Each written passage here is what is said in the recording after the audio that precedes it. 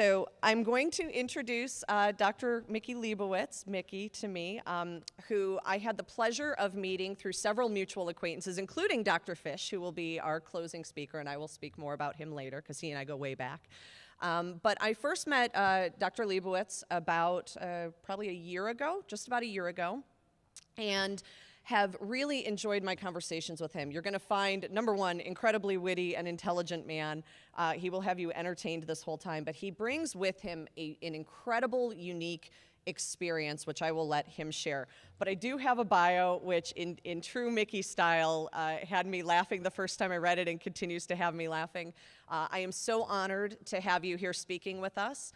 And without further ado, I'm going to read the bio, but then bring Mickey up to take the show from there. So Mickey Leibowitz was originally born in Brooklyn, New York. He says you'll be able to tell by his accent. I don't hear it that much. I think he's been Syracuseized, if that's a word. But born in Brooklyn, his best claim to fame is that he's married to the love of his life, Anne, is it Ruffer? Okay. For 34 years, and has two fabulous kids, Sam and Rachel, and now a new son-in-law, Ephraim.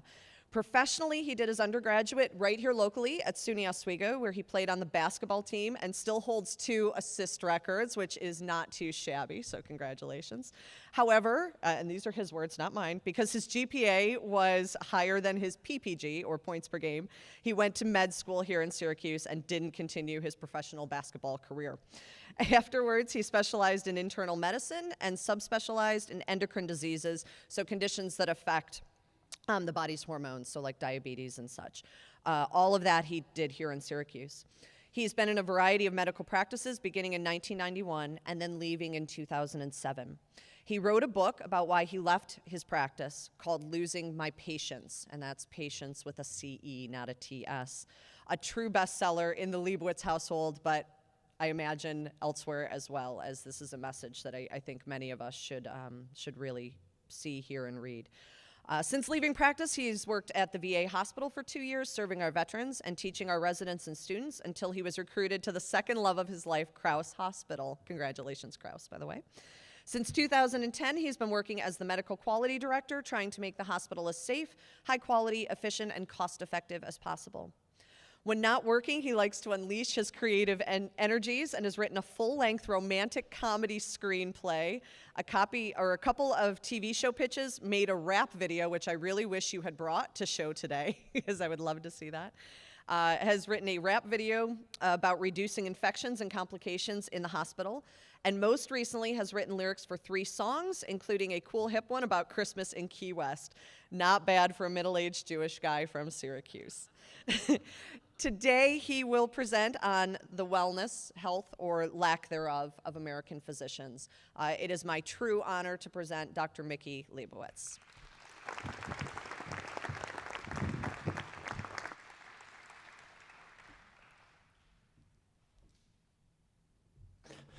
Thanks, Cal. Thanks a lot. I don't know if you guys know Kelly personally, but when she invites you to do something, you cannot say no. I did try to get out of this, but Kelly was very insistent. So I am at Crouse Hospital, and we talk about a mission, vision, values every day at Crouse Hospital. But the other thing we talk about is the fish principles. I don't know if you're familiar with the fish principles. The fish principles have to do with a fish market in Seattle called Pike's Fish Market. And Pike's Fish Market was a very drab, unpleasant place to work. And finally, one of the workers at the fish market said, "We got to change this place." So he organized all the staff and decided we're going to change this place to be a place that people want to come to. And they have 4 principles. Number 1 is they have to be there for the customers. They have to make their day. They have to choose their attitude. And last but not least, they have to have fun. So I'm going to indulge you today and ask you to indulge me to have a little fun with this presentation. It's a little ironic because Crouse Hospital just won this wellness award, and I'm going to be talking about physicians not being so well. So with that as an introduction, we're going to go ahead and start. So can you guys hear me okay? kind of a little weird having this little thing on. But anyway, I'm going to start with a picture of Marcus Welby. Some in the crowd may remember Marcus Welby. Marcus Welby was the TV show back in the 1970s. He was the quintessential doctor, the doctor's doctor, the doctor who really spent all of his time focused on the quote-unquote well-being, right, well-be of his patients. It was all about his patients. Not infrequently, he would stop by patients' homes, even when they weren't expecting, just check up on them, see how they're doing. It was all about the patient. Forward, forward, forward, forward. Did I do that, John, or did you? Okay. Am I going to be able to do it?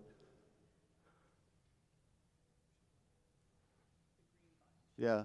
Okay, well, we'll try. So this is what focusing on the patients look like in the current healthcare environment, in the more corporate environment. You can see the patients are in the middle, as they should be. It's all about the patients. And then around the patients, in an integrated form, like puzzle pieces coming together, all the different disciplines that require taking care of patients are interlocked and unified. And you can see like primary care or home care or long-term care or the hospital were all combined, integrated to take care of the patients. It's all about the patients. John.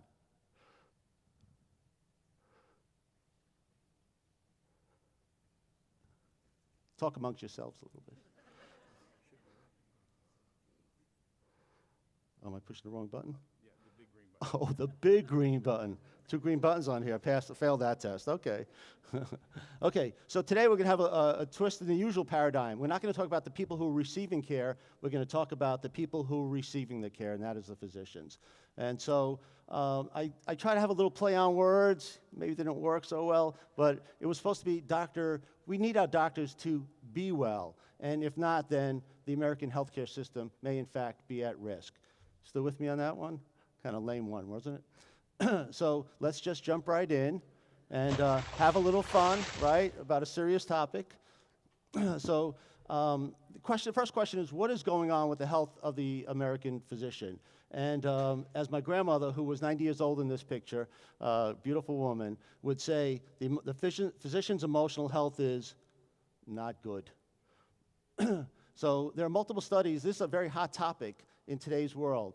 And there's a lot written about physician health and physician burnout in many different journals, like the Time Magazine, Wall Street Journal, the Mayo Clinic Proceedings, JAMA, Archives of Internal Medicine, the NIH, and the Academic Medicine. And just like when you go to the grocery store and you see aisles and aisles of antacids and reflux disease telling you how common heartburn and reflux is, there are many books written about physician burnout in the last few years telling you how common of an issue this really is. So let's turn the tables. Usually the doctor's always asking the patient, how you feeling? Well, let's ask the doctor, how you feeling? Well, unfortunately, there's a disproportionate amount of dissatisfaction with the practice of medicine, depression, substance abuse and addiction, divorce, at-fault car accidents, because doctors, when they're driving home, and I've lived this many times, we're always distracted thinking about what's going on during the course of the day. There's suicidal ideations. In fact, 1 in 10 medical students consider suicide on a regular basis. 1 in 15 practicing physicians think about suicide on a regular basis. Suicide is 6 times more common in physicians than it is in the general public. 400 doctors kill themselves every year. That's 2.5 times the size of my medical school class that each year lose their life to suicide. And last but not least is burnout. So let's talk about the academic definition of burnout.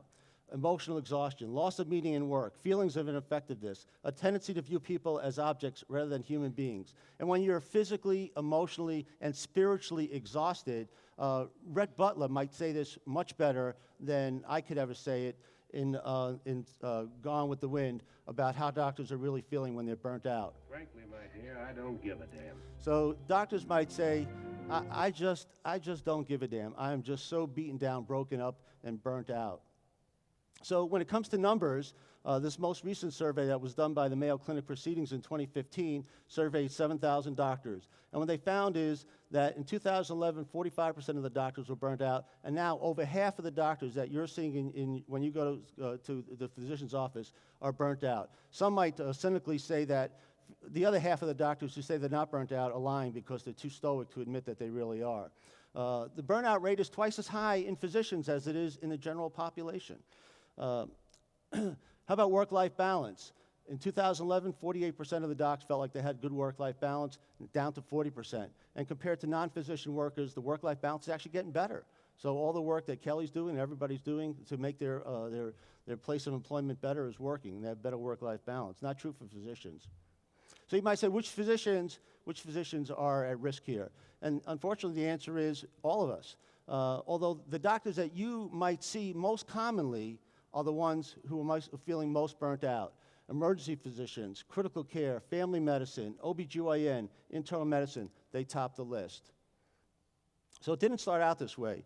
When they looked at medical students before they went to medical school and they did their mental health profile, it was way better than the general population. In fact, the future was so bright, they had to wear shades. 2 years later, though, when these medical students who were in the secure environment of the classroom went out into the hospital and started to really feel the culture of medicine and be exposed to the residents that were supervising them, things turned and their mental health picture got worse. And you might say, well, what happened then? Well, as a resident, when I was a resident, we were working 36-hour shifts every third day. And in between our shifts, we worked 12 hours. So we worked upwards of 120 hours a week. And the doctors who were even before me used to make fun of us. They used to say, well, we used to be on call every other night. You guys are every third night.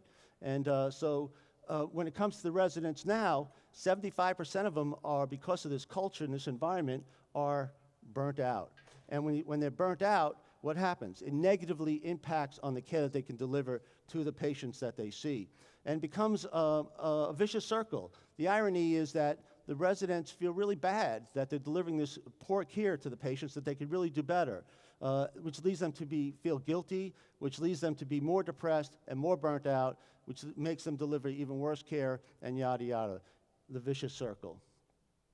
So then what do I see each day? I'm in the hospital, and I'm around physicians all day, every day. And frankly, I think that the doctors are time bombs and ticking and ready to explode. As Ron's going to talk about later today, their resilience zone, their zone is very narrow, as opposed to, let's say, when we're on vacation, and our zone, is pretty wide. You get behind a car when you're on vacation and you're delayed, no big deal, you're on vacation. But when every minute of every day is calculated, your resilience zone narrows. So what do I see is that the doctors have short fuses, they have low tolerance, they're quick to anger, they're agitated, they're frustrated, they're contentious with their peers, they're always in arguments, and frankly, they really are time and they're ready to explode at any moment. So let's take a time out for a second, right? You might be saying, what's the problem? What's wrong with you guys? You make a lot of money, you highly regarded in the community, or as Robert Downey Jr. might say in his Captain America movies, give me a break. What's your problem? And you're right. Doctors do make pretty decent salaries. Orthopedic surgeons, top of the list, $443,000 or so. At the bottom of the list, endocrinology. My wife always asks me, why didn't you go into orthopedics?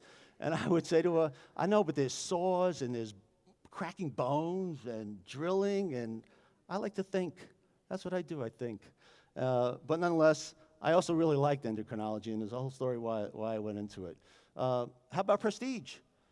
Pretty prestigious. When you survey the community, they find doctors to be one of the most doctors to be the most prestigious of all professions. So you think we'd be happy? What's the problem? The problem is that money doesn't buy happiness, and even the doctors who get paid the highest salaries still are susceptible to burnout. So you might ask also, why do I care about this? And in many respects, I wish I didn't. I wish I had that careless gene. Oh well, so what? The problem is, This time, it's personal. It's very personal to me. And Kelly brought up the point that back on October 31st, 2007, at 4 o'clock in the afternoon, I left my practice of endocrinology after 17 years. It was a very, very painful decision to make, and I didn't know what to do. I was going to see a therapist, but my insurance wouldn't pay for it, so I said, okay, I'll write a book. Believe me, I'm not showing this book for any cheap advertisement or anything.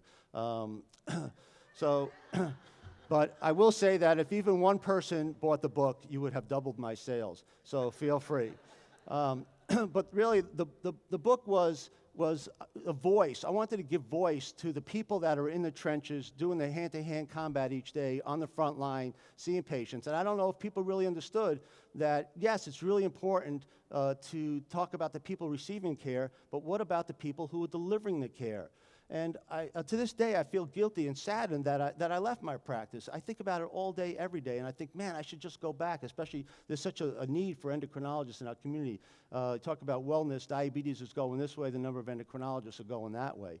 So, and I feel bad about it also because really being a physician is one of the most noble and honorable things one can do. It's an honor and a really privilege to help others at the most vulnerable time, and I had to quote myself on that.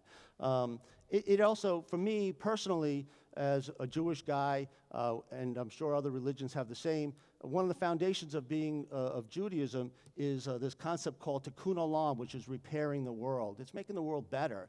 And I feel bad that I've stepped back from really helping individuals, although my job now gives me a really nice opportunity to help groups of people and putting systems in place to really help large groups of people. So I'm not such a waste.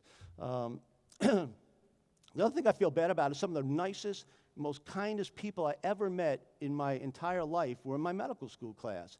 And when I see them walking around the hospital, I'm saddened to see them so distraught and so upset, and that things have changed in such a dramatic way compared to when they first were going to be in medical school. And I just wanted to point out that's me with a little more hair, just in case you didn't recognize me. So in the end, the aggravation of being in practice outweighed the satisfaction, and in the end, I left. And you might be asking, well, why did I leave practice? Well, there's really three major reasons why I left practice. The first is the rat race, where RAT is really an acronym. R stands for rewards. As you may imagine, what we do all day is really, really hard, very stressful, and our expectation is that we take care of people who are sick and we get them better. And aside from the immense gratification of making somebody better, there's not much more reward. On the other hand, if something goes bad, and I will tell you it does periodically, as much as I hate to admit it, that's all we think about. And the emotional, physical, and sometimes financial toil that's associated with something going bad is enormous. The A stands for autonomy, or the lack thereof. Doctors like to make decisions based upon their experiences, their knowledge, and a lot of the autonomy was taken away from me and others.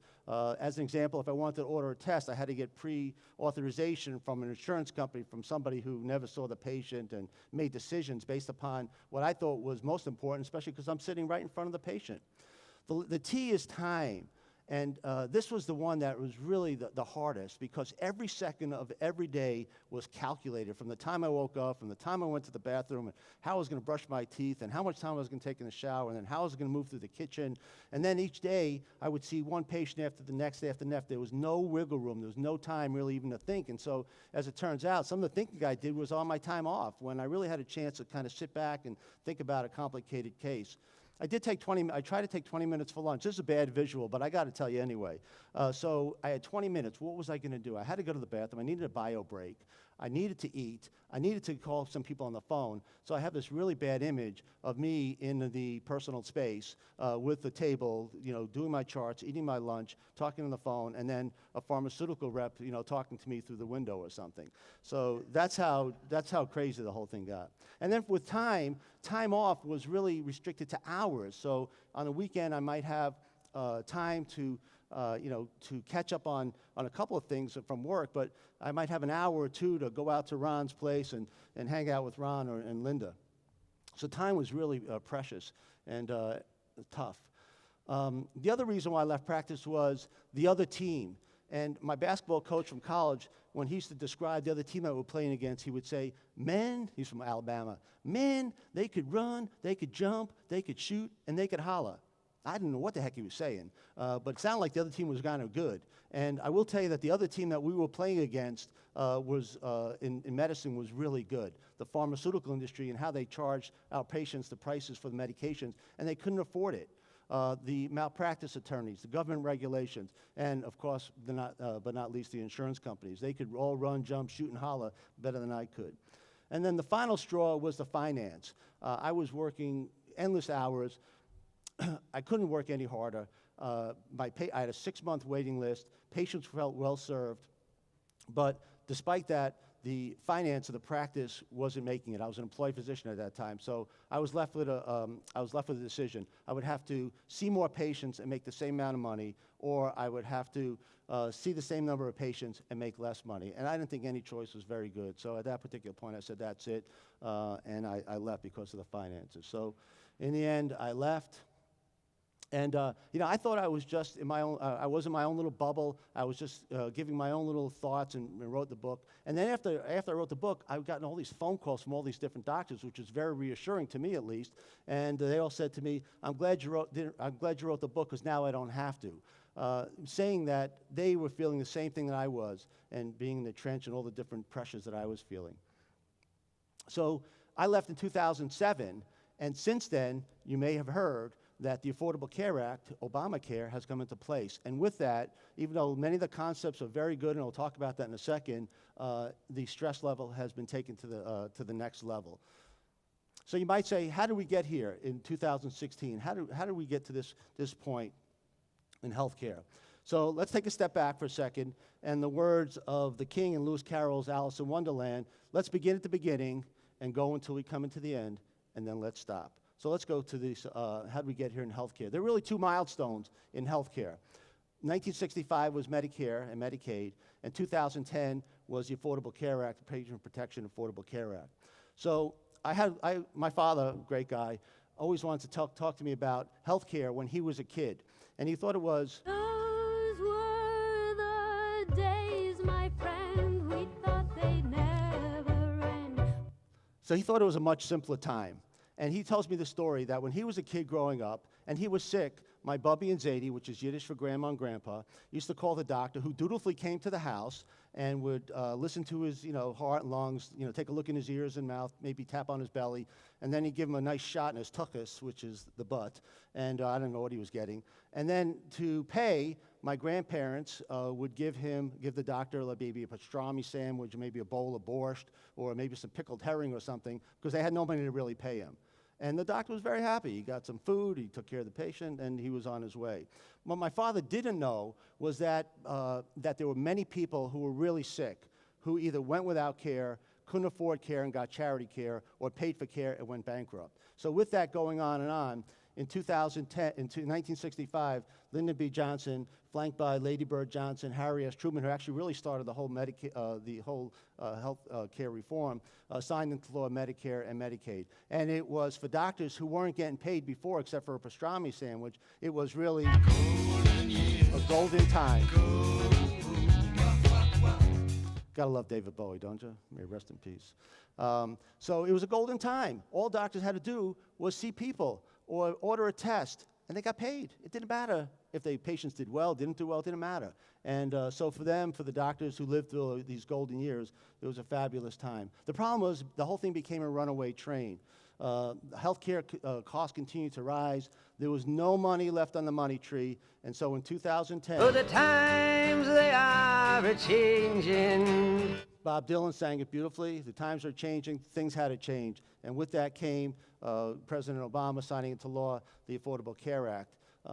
And with that came some tectonic shifts in healthcare of seismic proportions.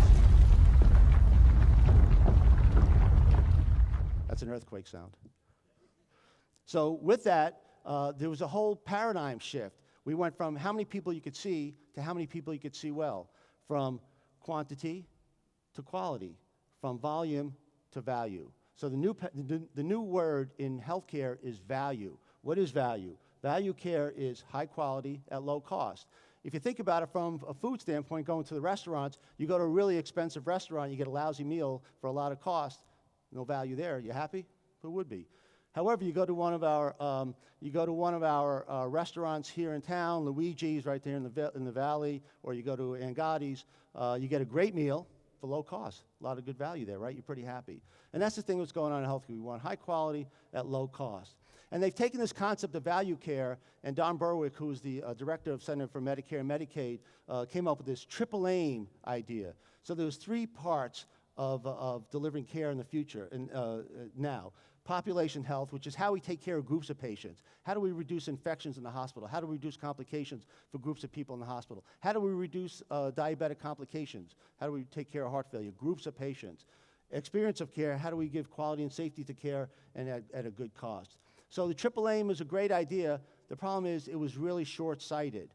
So there's a concept called the Quadruple Aim. And the short story on this is that last year, I was going through all these lectures hearing about the Triple Aim, and I said to myself, man, that's really short-sighted. We should have the Quadruple Aim. So I was really kind of motivated to write an article, and I was going to be famous, and the Quadruple Aim, Mickey Leibowitz.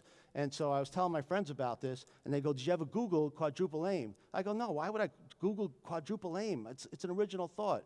As it turns out, I Googled it, and somebody had already gotten the idea of Quadruple Aim about 6 months before, Dr. Bodenheimer from University of California, San Francisco. So the key behind the Quadruple Aim is that experience of care, population health, and per capita costs are all related to the patients, the people receiving the care. The problem is the people who are receiving care can't get the care that they want unless the caregivers are feeling good. And that's going to be the gist of much of what I'm going to talk about next. So how has the new healthcare system affected the physicians? Is it comedy or is it tragedy? Is it Obama cares? There's a political environment, right? Is it Obama cares or is it Obama doesn't care?